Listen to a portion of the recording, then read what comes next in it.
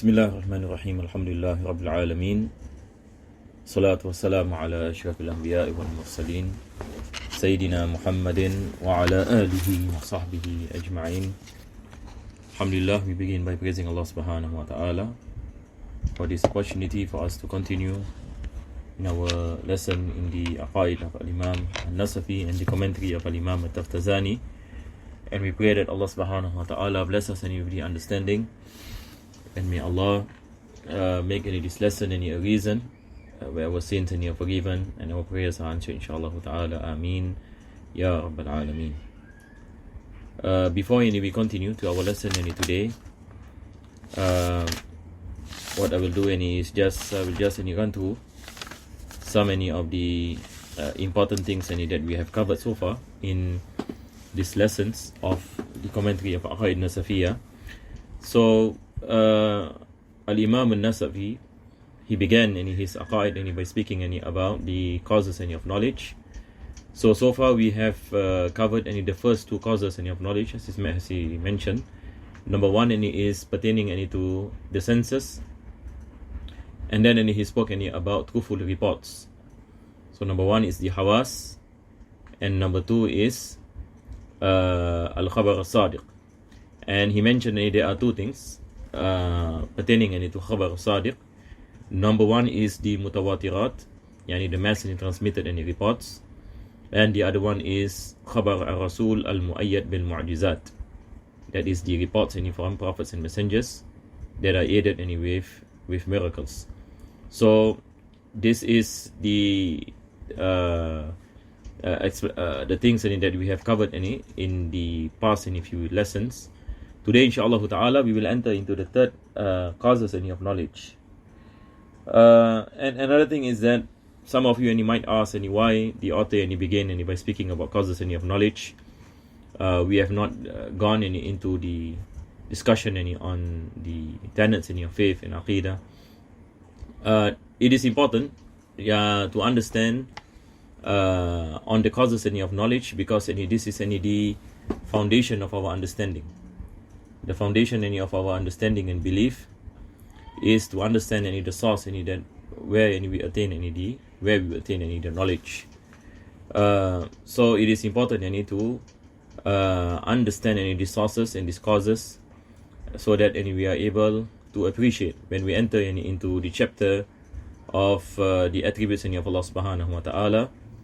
Then we are able to understand it thoroughly, and we can understand many arguments that are contrary to Islam when it comes to epistemology or the concept of knowledge. So that is why the author mentioned in this introduction to Ilm Kalam on how we know what we know. So we are going into the third category, that is Al-Aql. So this is going to be our lesson today, inshallah ta'ala.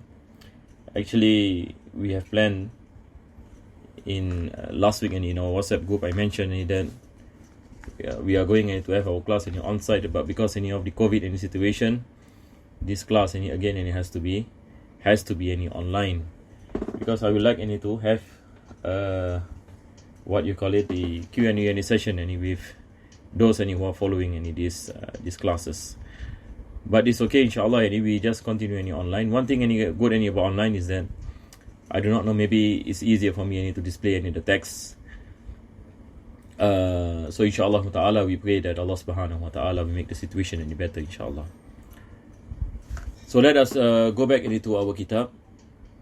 That is the commentary by Al-Imam Al-Taftazani.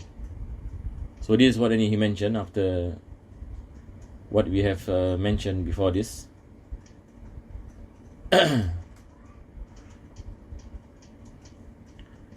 So he mentioned as-sababu thalith, the third cause of knowledge, al-aql.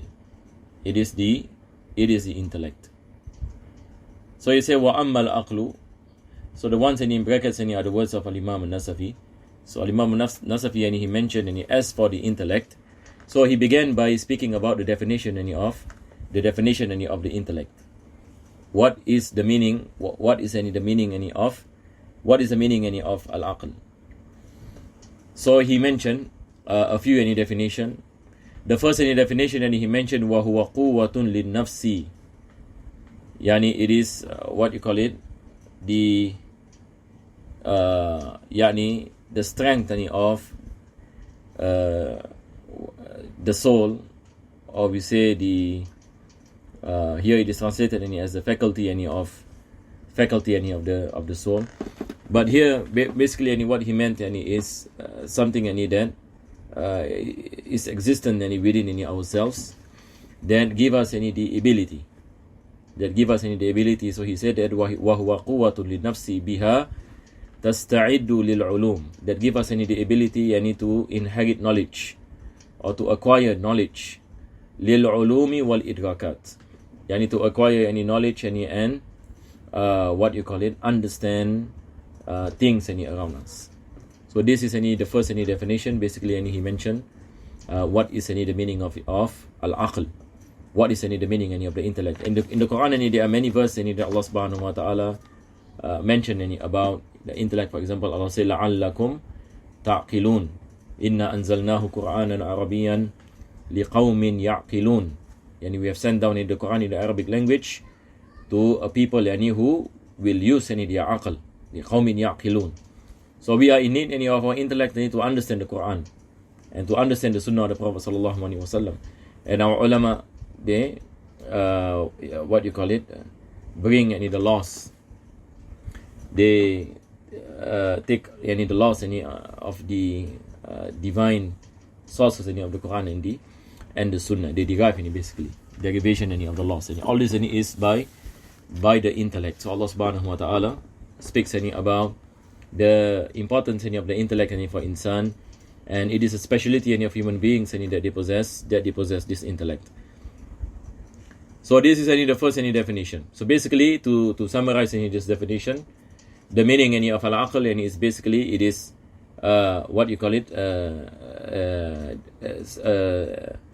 an ability within ourselves that Allah subhanahu wa ta'ala bless us with, that by it we are able to understand knowledges, and that we are able to understand things around us.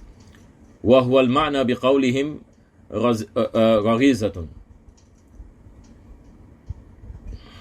يتبعها العلم بالضروريات عند سلامة الآلات. So he said that the meaning what is meant by the saying that it gives us this ability that we are able to understand any knowledges, it is this natural ability that is present.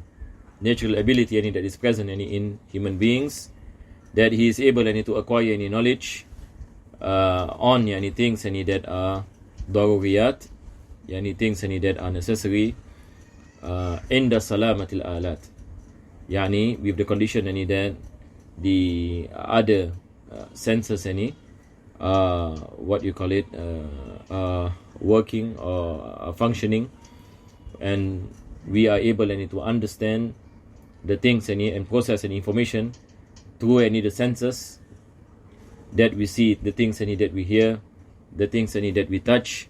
So our intellect is the one that process that is the one that processes that information. So it is dependent on the senses. It is dependent on the senses. So this is an extension of the first introduction. Waqila, and then he mentioned the second definition of al-aql, jawharun. So the second definition, and he mentioned that the aql is jawhar, it is a substance. So the first definition speaks about as an attribute within human beings, that human beings has the ability to comprehend, to understand. The second definition he mentioned, it is a substance. So the difference is basically, number one, and he speaks about the attribute definition and in terms of the attribute, and number two, and he speaks the intellect as a substance, that by it yudraku bihi al-ra'ibatu bil wasa'id, that we are able to understand any unseen things by other means. We are able to understand things of the unseen by other means. Wal mahsusat bil mushahada, and for the things that are seen, that we are able to understand it by observation. by observation. So we are able any to process any that information that we get any from our senses. So basically, the second definition and it speaks any about basically it's about the same meaning, and it's just that the difference as what I mentioned. One speaks any about the intellect any as an attribute. The second thing and it speaks any about intellect any as a substance that is able any to understand any the things any that is unseen through causes or through intermediaries, and likewise able any to understand the things any around us any through observation. So this is basically the definition any of the intellect. And then he mentioned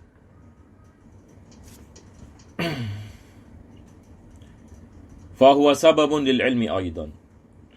He said the intellect is also one of the causes of knowledge. The reason he mentioned this is explained after this. Because there are differences by some philosophers. He mentioned these Indian philosophers. There are some Indian philosophers who rejected some ideas that the intellect cannot understand the things that are based on on nazariyat. So this is where he mentioned Saraha bidhalika, Imam Taftazani, and he explained why Al-Imam Nasafiyyah, and he mentioned wa huwa sababun lil ilmi aydan, that the intellect is also one of the cause of knowledge, because he says Saraha bidhalika lima fihi min khilaf al-malahida wa sumniyah. So because there are differences amongst the atheists, the malahida, those who reject the existence of God, and the sumniyah. And sumniyah is a philosophy within the Indian tradition. Fi jami'in nazariyat. So they say that the intellect does not have the ability to comprehend and understand all forms of knowledge that is nazari. That the intellect cannot understand with certainty knowledge that is based on ponderance. Knowledge that is based on ponderance. Before this we mentioned that there are two types of knowledge. We have the daruri and nadari. Daruri is knowledge that you are not in need to ponder. It is knowledge that comes close to you. Whereas when we speak about knowledge that is nadari, it is knowledge that requires ponderance. So this is the difference between daruri and nadari. So when we come across this terminology, daruri, nadari, we understand daruri is something that is instant, that you know it instantly. For example, I always give this example that the sky is above us, the earth is below us. This is daruri. You are not in need to ponder upon the truth of this statement. But when it comes to nadari, for example, any mathematical equation that you are in need to sit down and think and to ponder, this is nadari. So the atheists and some philosophers, the sumniya, that is called as the sumniya, they have differences pertaining to nadariyat, that knowledge knowledge on things that requires on ponderance. So he said وَبَعْضُ الْفَلَاسِفَةِ فِي الْإِلَهِيَاتِ, and some philosophers on metaphysics, بِنَاءً عَلَى كَسْرَةِ الْإِخْتِلَافِ وَتَنَاقُضِ الْآرَاءِ. So they have differences amongst themselves. So they are saying that the intellect cannot come with certainty on knowledge that is based on nadari, and they have differences. They have differences in this, and even nowadays people are skeptical about the ability of the intellect towards knowledge that is daruri, knowledge that is based on our senses. For example, people have this skepticism on existence. For example, when they look at a particular thing, they are skeptical whether this is in existence or not in existence. Even this is knowledge that is daruri, correct or not? And when we see a cup we know it is in existence, this is daruri. Yeah, we don't need any things, time to ponder upon this reality. But there are people who reject this, and they have differences amongst themselves pertaining to does this is this the reality or not the reality, whether this is the truth or not the truth. So they have these doubts and these differences any amongst them. So Al-Imam Taftazani and he mentioned wal jawabu. So he said why people have differences any on as to whether the intellect can bring any to certainty any on things any that are acquired through observation or acquired any to ponderance. So he said the differences any because lifasadin nazar, because when they ponder and when they observe, their observation, the methodology of their observation is not correct. That is why any they have differences any amongst any themselves.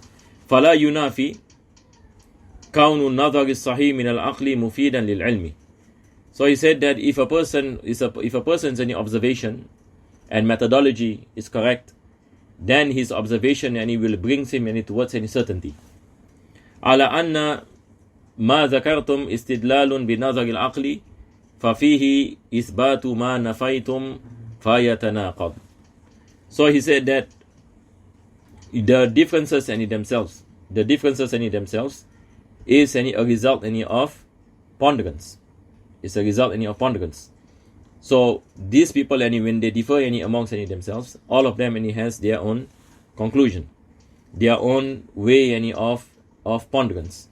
So when they reject that the intellect is unable to lead to certainty on things that are nazari, that are based on ponderance, they are contradicting themselves, because their conclusion in saying that there are differences due to the fact that there are differences amongst the philosophers pertaining to this.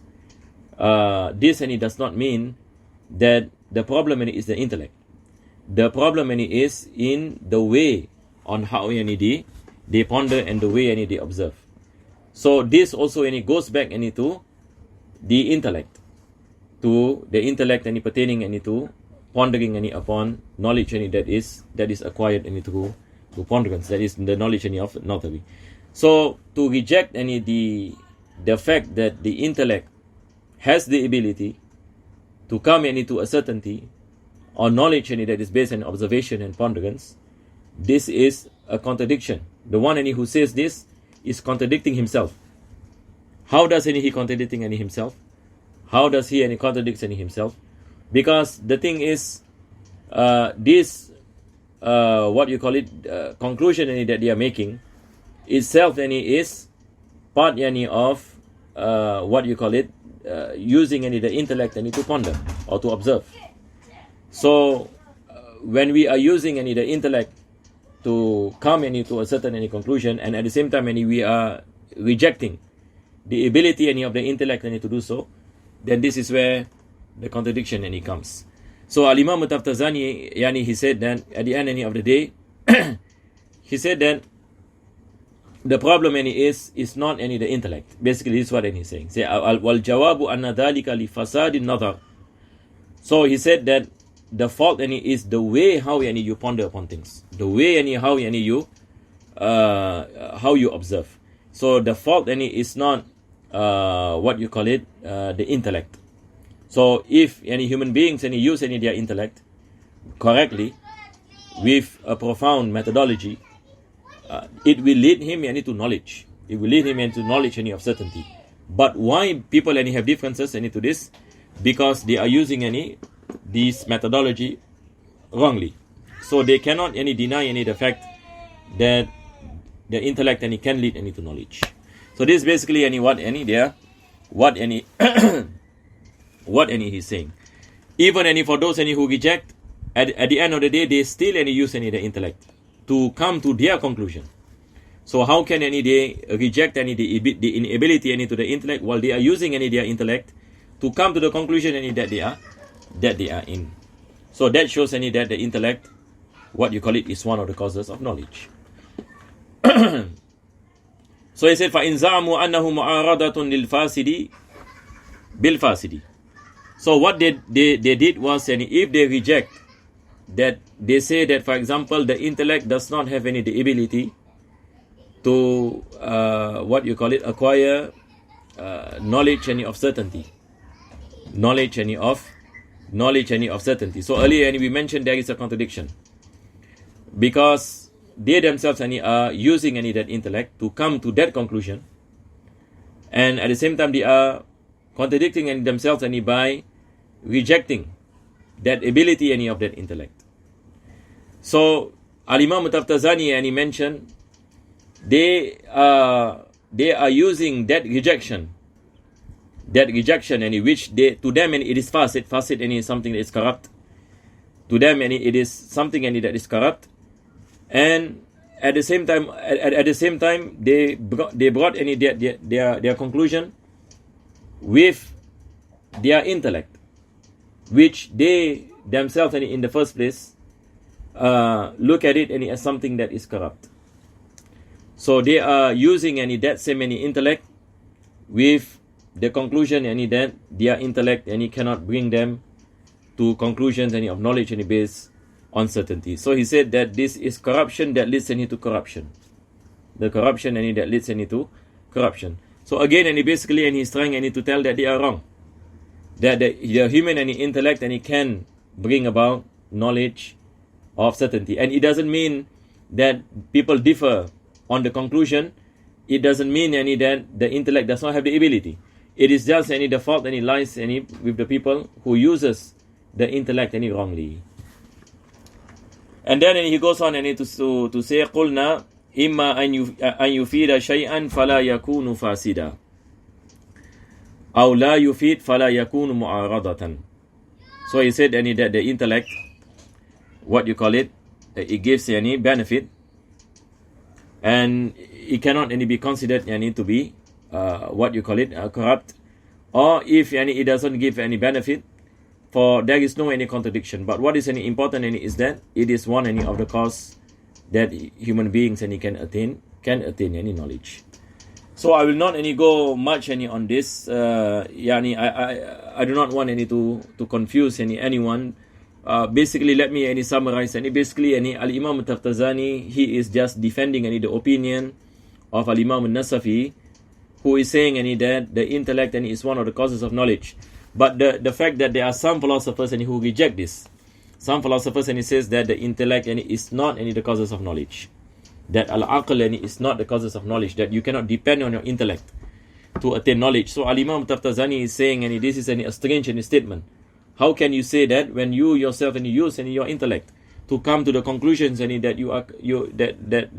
you have? So how can you reject something and say that it cannot give you knowledge, but yet you are using it and you are claiming that you have that knowledge? So that is a contradiction. So you are using something that is corrupted, which you yourself said it is corrupted because intellect cannot give you knowledge, but you are using what you are seeing it as something that is corrupted to as an evidence to your claims, as an evidence to your claims and to your conclusion, which you yourself use that same intellect.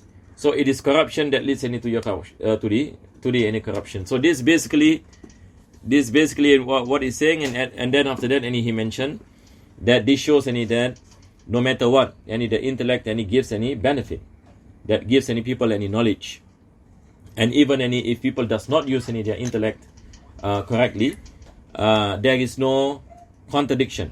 So it doesn't mean that when people have differences, it doesn't mean that it is the fault of the intellect, but it is the fault of how people use the intellect. So this is basically the summary. So in the first glance, it might see like something that is very tough, but actually this is the main thing, and he's basically saying at the end of the day, he's just saying that the intellect brings you knowledge. That one of the ways of acquiring knowledge is by the intellect. This basically the gist of what Al-Imam Nasafiyyah is saying. Al-Imam Taftazani is just what you call it, bringing in so many of these arguments. طيب. And then he goes on. Then this is another explanation, another way I need to explain. So he said, فَإِنْ قِيلَ, if it is said. So maybe let me read the English. Those who are attending the class, you are depending on the English translation. So let us read the English. So he said, as for the intellect, it is a faculty of the soul with it the person is prepared to acquire the various sciences and methods to be comprehended. It is the intended meaning by the saying the intellect is an innate property. When the instruments are sound, knowledge of the necessary matters shall follow. It's only no problem when you say that the intellect is one of the causes of knowledge, and it depends on the other senses, what you call it, to process that knowledge. It has also already been said that the intellect is a substance. These are the differences in the definition, as what I mentioned, by which any unseen matters by mediums and the mahsusat matters perceived through the senses, through witnessing, shahada. Then he said it is a cause of knowledge. He clearly stated that due to the arguments which exist regarding it among the atheists and the Sumaniya in all of the speculative matters. So speculative matters is a translation for nadari. And nadari is what I mentioned, knowledge that requires ponderance. And some of the philosophers in metaphysical matters based on excessive, different and conflicting points of view. They have differences amongst themselves pertaining to the conclusions that arrive on metaphysical issues on issues of godly attributes and so on. The response is that is due to the corruption of their speculation. So this is what basically I mentioned earlier. It is because of how they use their intellect. So it does not negate the fact that the sound speculation from the intellect is capable of bringing about knowledge, based on the fact that what you have mentioned is istidlal, using the speculation of the intellect. Thus in that is the very thing which you have negated, so they contradict one another. So how can a person negate the ability of the intellect to bring about knowledge when they themselves are using the intellect to come to the conclusions that they are coming at? If they claim that this is opposing the corrupt and invalid with what is correct, we say either it brings about something and therefore it is not any corrupt, or it does not bring about anything, in which case it will not be an opposition. Aywa.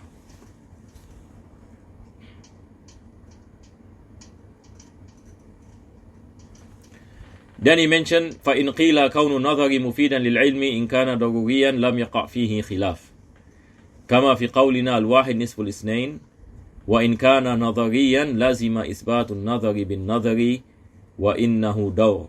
So this is again like a Q&A format by Al-Imam Al-Taftazani. So again this is some of the questions that may arise from the things that he explained.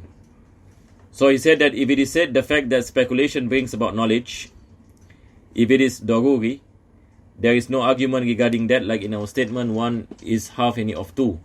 If it is nadari, then it necessitates the affirmation of speculation with speculation, and that is any daw.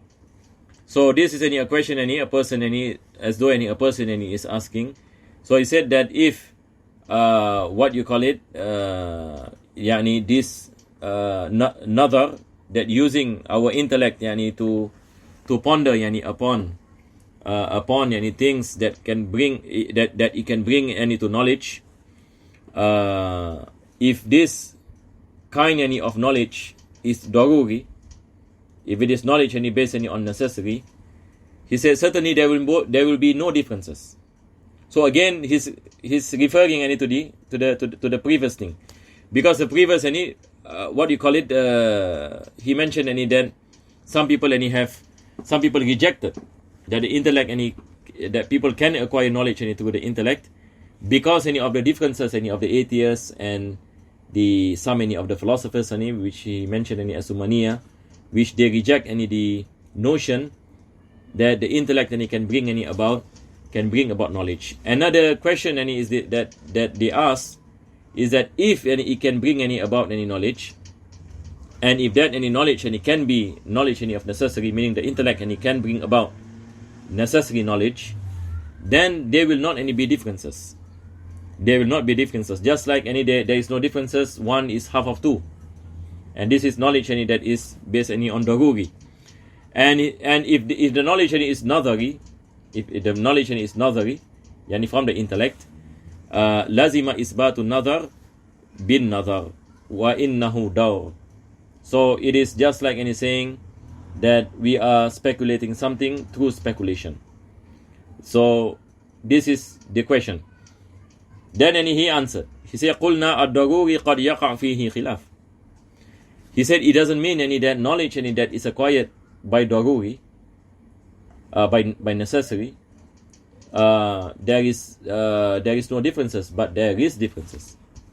There can be differences, and even when comes to necessary knowledge. So he gave the example imma li'inan, like some people, for example, they just reject.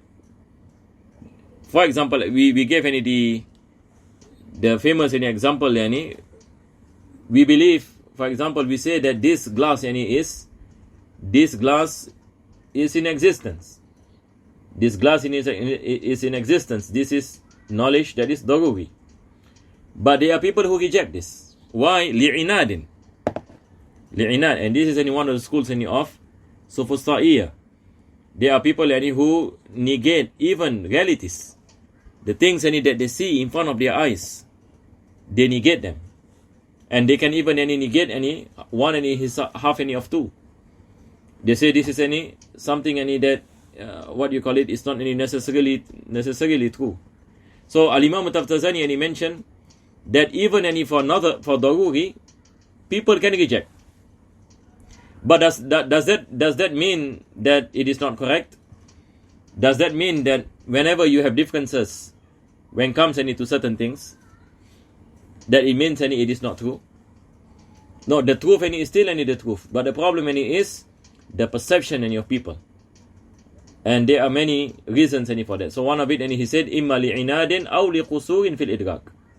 So either this particular person is what you call it, just for the sake of rejection, and he doesn't want to believe. This point number one. Number two is liqusurin fil idrak, because he does not have the ability to understand it.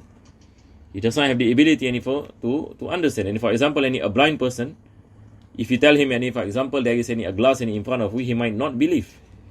He might say, there is no glass in front of me. But now it is not about whether there is a glass or there is not a glass, but what you call it, this person does not have the ability to come to a certainty, because he is blind. So the fault lies in his disability to use his senses to come into that knowledge of certainty. Then he mentioned فَإِنَّ الْعَقْلَ مُتَفَاوِتَ, because the intellect of human beings, they differ from one person to another person. بِحَسَبِ الْفِطْرَةِ, and this goes back into what you call it, our biological our biological differences. There are some people, for example, they are blessed with a high level of intellectual capacity, that they can understand many things. There are some people who doesn't have that speciality. So the intellect of people they differ from one person to another person. And likewise, wal istidlal min al athar, and to what you call it, to use istidlal to experiment something to come to conclusions.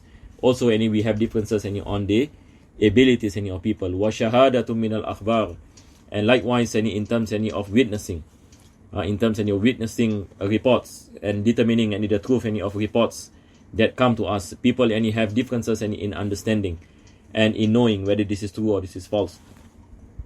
And then one nadhari qad yasbutu bi nadharin makhsus la yu'abbar anhu bin nadhar. And when it comes to speculative knowledge, it depends on how that person speculates. It depends on how that person speculates. Kama yuqalu qawluna al-alam mutaghayyir. So he gave the example. He gave the example of knowledge that is nadhari, that the universe changes. Wa kullu mutaghayyirin hadith, and everything that change is contingent. Yufidul ilma bi hudusil alam bid-darura, that it brings about the conclusion that is necessary. What is the conclusion? That the universe is contingent. So although the first premises are based on speculation, that we look at the universe, is changing, and we have understood that everything that change is contingent, then we come into the conclusion, and this is knowledge that is necessary. So he says, وَلَيْسَ ذَلِكَ لِخُصُوصِيَّةِ هَذَا النَّظَرِ بَلْ لِكَوْنِهِ صَحِيحًا مَكْرُونًا بِشَرَائِطِهِ. So even though this ponderance is part of speculation, but it brings about the truth. It brings about the truth, even though it is based on nadhari, but knowledge that is nadhari can lead to daruri. Can lead to daruri. How does it lead to daruri and certainty? When we use what you call it through the right methodology. That when you use our intellect and with the right methodology, then it will bring about knowledge of certainty. فَيَكُونُ كُلُّ نَظَرِيٌّ صَحِيحٌ مَكْرُونٌ بِشَرَائِطِهِ مُفِيدًا لِلْعِلْمِ.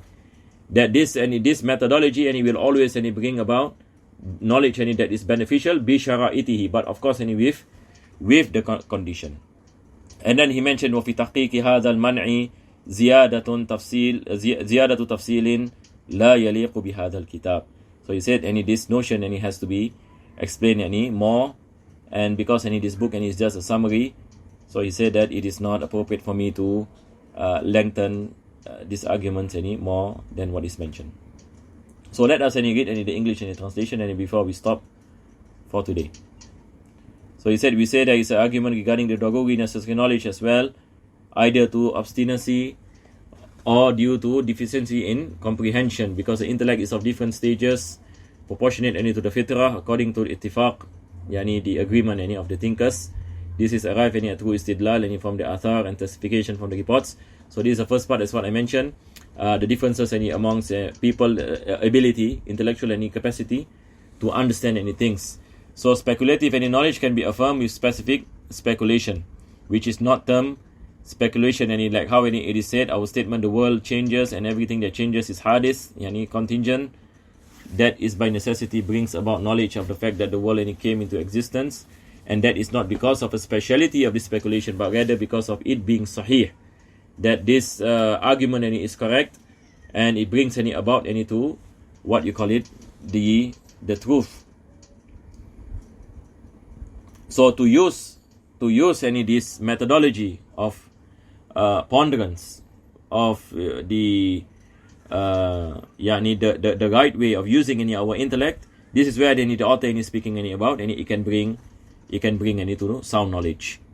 Thus, every sound speculative knowledge that is attached to its conditions can bring about knowledge. So this basically is saying, at the end of the day, is saying that intellect brings about knowledge. Whether we are speaking about knowledge that is daruri or knowledge that is nadhari, it brings about any knowledge if we use the right methodology in using that intellect. In the verification of this prohibition, there is a need for additional details which is not suitable for this kitab. And then he mentioned وَمَا ثَبَتَ مِنْهُ أي من العلم السابق بالعقل بالبديهة.